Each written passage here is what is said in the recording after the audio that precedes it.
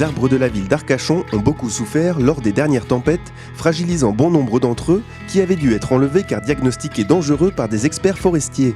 Mais un arbre enlevé est systématiquement remplacé afin de préserver le patrimoine végétal de la ville. Ainsi, la semaine dernière, c'est sur la place Fleming que le programme de replantation démarrait.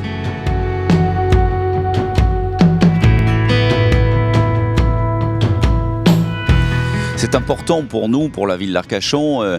Nous avons édicté une règle dans le cadre du plan local d'urbanisme qui dit que quand un arbre est abattu, il doit être replanté. Donc nous appliquons cette règle à la ville d'Arcachon. Nous avons été amenés à couper un certain nombre d'arbres dans à peu près toute la ville pour deux raisons très précises. La première raison, c'est quand l'arbre est malade.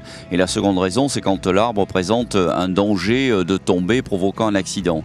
Sur les arbres malades et dangereux, nous avons fait faire une expertise par un cabinet indépendant qui a révélé qu'il y avait un certain nombre d'arbres malades et dangereux pour la ville, dû essentiellement à l'usure du temps. Cette ville a 157 ans, beaucoup d'arbres ont été plantés à la création de la ville. Ils ont maintenant un âge qui ne leur permet plus de rester en bon état.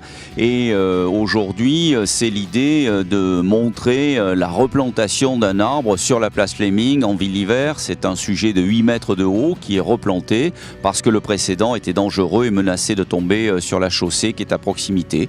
Voilà, donc c'est une opération qui va se renouveler dans tous les quartiers de la ville, allée des Tilleuls, avenue Charles de Gaulle, place Fleming bien sûr, et notamment au Parc Morez que nous avons été amenés à couper une quinzaine d'arbres. Ils vont être replantés en début d'année 2017.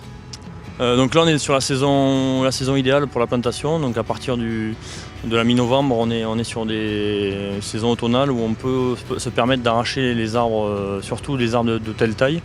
Comme ça on peut favoriser une très bonne reprise, on peut garantir une bonne reprise des végétaux, ce qu'on ne pourrait pas faire à partir du mois de mars ou avril, surtout sur des sujets de cette taille-là.